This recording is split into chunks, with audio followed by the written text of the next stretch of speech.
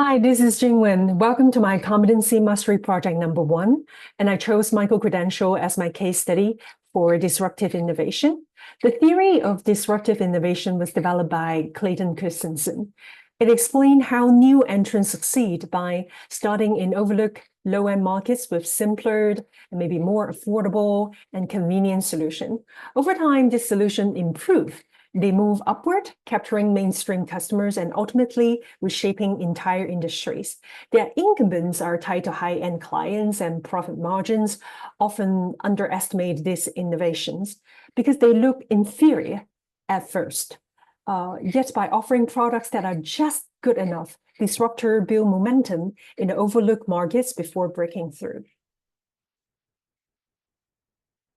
Disruptions, in other words, is a dynamic process. It doesn't begin by appealing to the mainstream customers, but by serving non-customers and underserved groups. Through affordability, accessibility, and step-by-step improvement, new markets emerge. As quality rise and expectations are met or exceed, adoption scales. The iterative process not only creates new markets, but also destabilizes existing ones.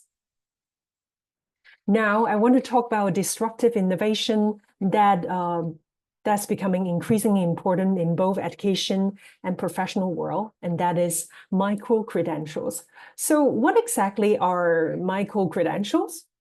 Simply put, micro-credentials is a short modular certification that documents a specific skills or competency. These are typically issued by trusted institutions like universities or industry association under transparent standards. They are also highly flexible. They can function as a standalone proof or a skill, or they can be stacked together, much like building blocks, to eventually form a full degree. So where does the value of this micro-credential really lie? It comes down to four main points.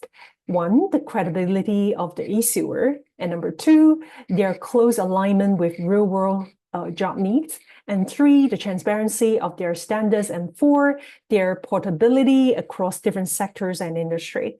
It's because of these advantages that micro-credentials are now widely used in corporate recruitment, employees, promotions, and workforce development. At this point, you might be asking, why is there such an urgent need for this new form of certification?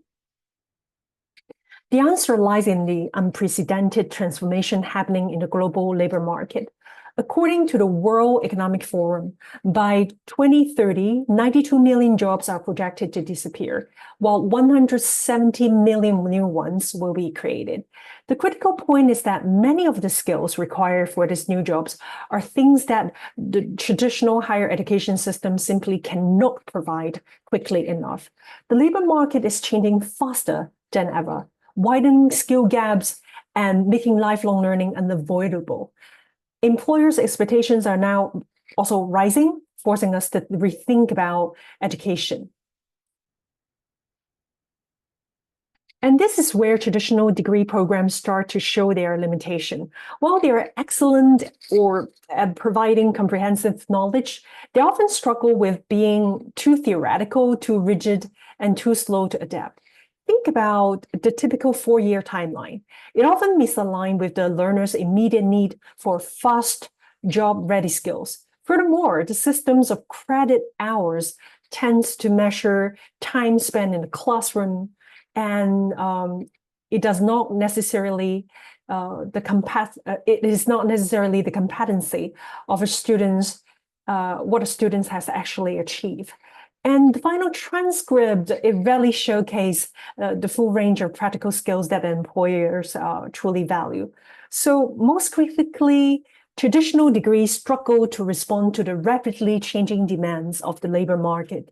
In a world where lifelong learning has been a necessity, this slow response time is a fundamental challenge for traditional education system. And the cost of it further deepens the challenge. In the US, tuition has soared. Public university up 141% and private university up 181% over 2 decades. Today's average annual undergraduate tuition exceed $40,000. $40,000 US. So people start questioning whether degrees are worth the cost. So how does this disconnect between education and the job market play out in reality? We can see it from two angles. First is the fundamental demands of the markets have shifted. So both students and employers are urgently seeking practical skills and faster outcome. With tuition costs soaring, learners need more cost-effective alternatives, and micro-credentials are filling that gap. And the skills mismatch is severe, and the data will prove it. And on the student side, in the US, 42% of the students feel their skills don't match job requirement. This leads to 55% regretting their education and 53% feeling unprepared for the job. And on the employer side, companies are responding by lowering degree requirement and shifting to skill-based hiring. Crucially, learners themselves are ready for this new model. The data shows that 95% are willing to take employer-funded training, and over 70% want the programs that include professional certificates, and they want this certificate to be recognized for academic credit. So where did micro-credentials actually start? It was the advancement of digital technology that truly unlocks the potentials for micro-credential. The ecosystem began to take shape around 2011 with Mozilla's innovative Open Badges project. And today, it's a mature global system supported by key players like Coursera and the leading university, tech giants, and industry association. And of course, with the advancement of blockchain that enhanced the authenticity, transparency, and verifiability, and then micro-credentials start to thrive. And let's get to why micro-credential is a disruptive innovation. Disruption often started in the market that others overlook. And for education, that's where micro-credential have founded their first foothold. The strength lies in reaching learners long underserved by traditional systems, women, older adults, low income, with low income and rural communities, minorities and first generation students, and even displaced workers, the group that are often like long underserved. For these groups, the barriers are clear: cost, access, and urgent needs for faster job-ready skills. Micro-credentials tap into the gap with shorter, more flexible, and more affordable pathway. And because they are stackable and they're credit-bearing and directly tied to the labor market, so this is not just a theory, and there are reports from UNESCO, UNICEF, and OECD confirms that micro-credentials are already closing skill gaps and opening doors for those who need it the most.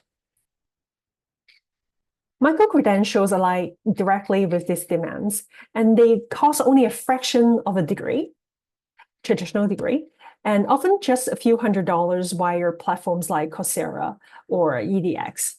But the most compelling story is about direct benefits for the learners themselves. For them, micro-credentials offer key advantages like you can learn at your own pace without having to quit your job.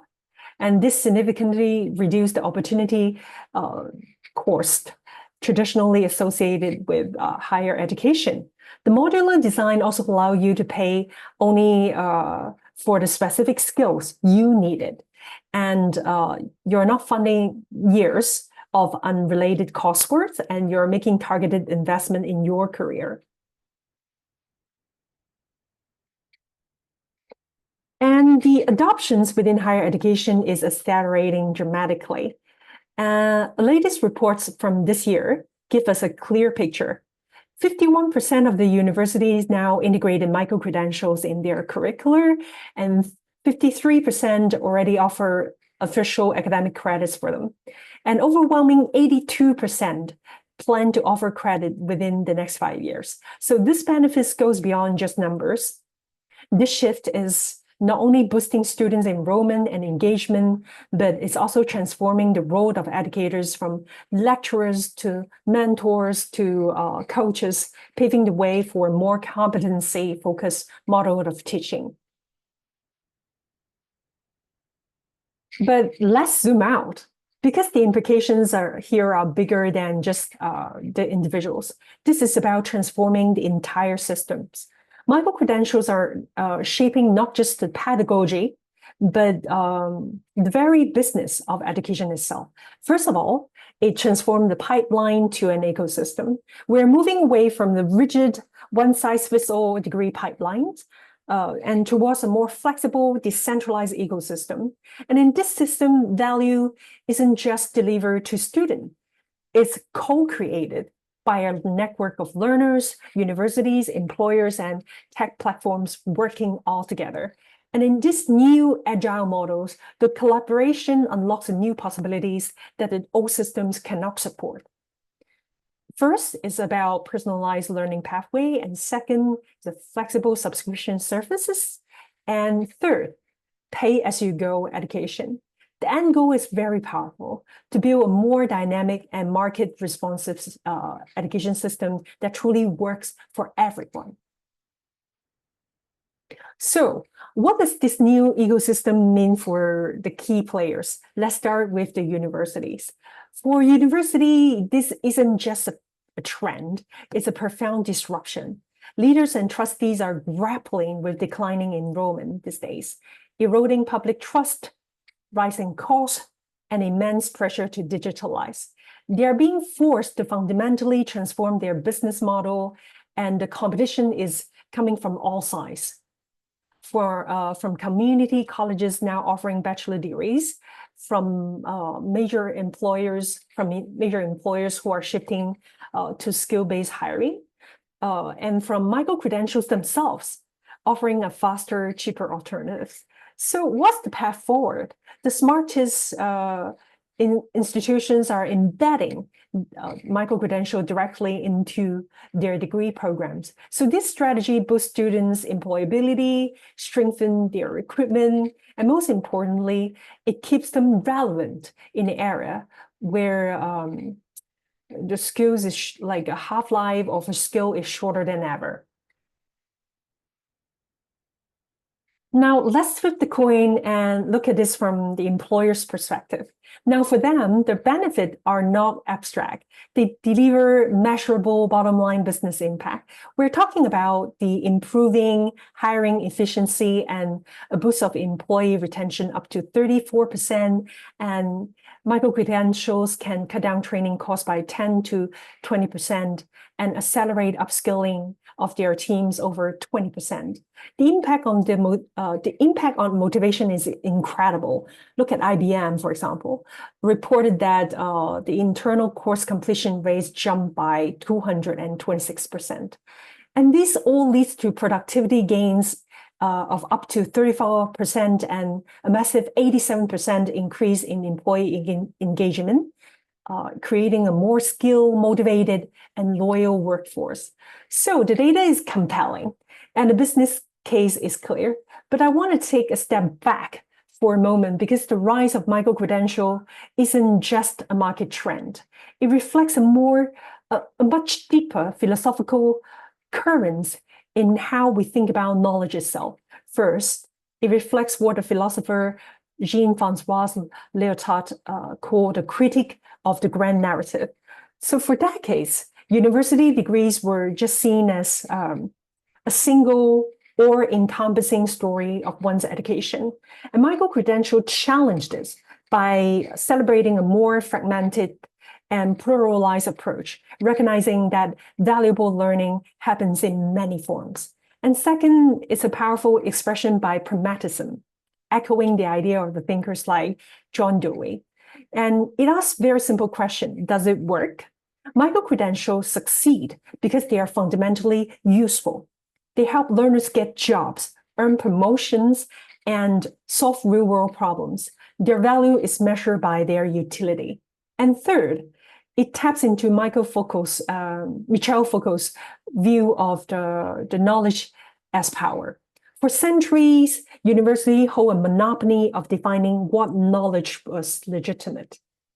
Micro-credentials challenge that monopoly, and they redistribute the authority to certify skills to company, to industry, association, and to learners themselves.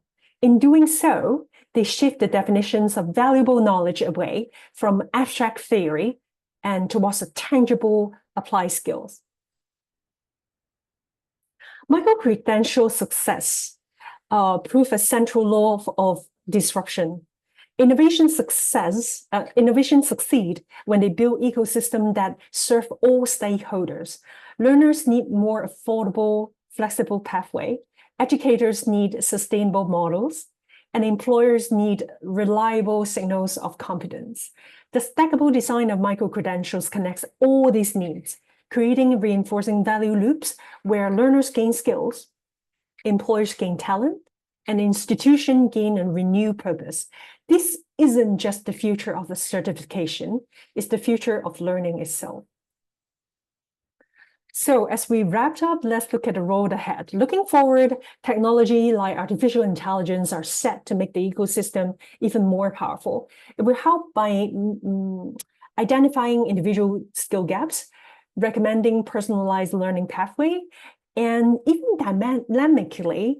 dynamically assembling courses content just for the user. But of course, the journey isn't over. The challenges remain. We still need to solve issues like inconsistent standard, variable quality, and limited portability between systems in different countries or even different states. And perhaps the biggest hurdle is that the broad employers' trust, while growing, it still lags behind the traditional degree, which constrains a wider adoptions for now. So I'll leave you with this final thought. Micro-credentials are far more than just alternative credentials. They are fundamentally reshaping the relationship between learners, educators, and employers. And ultimately, they're redefining what it truly means to be educated, to be skilled, and to be employable in the 21st century. That's all for my presentation, and here's my reference list. Thanks for watching, and see you next time.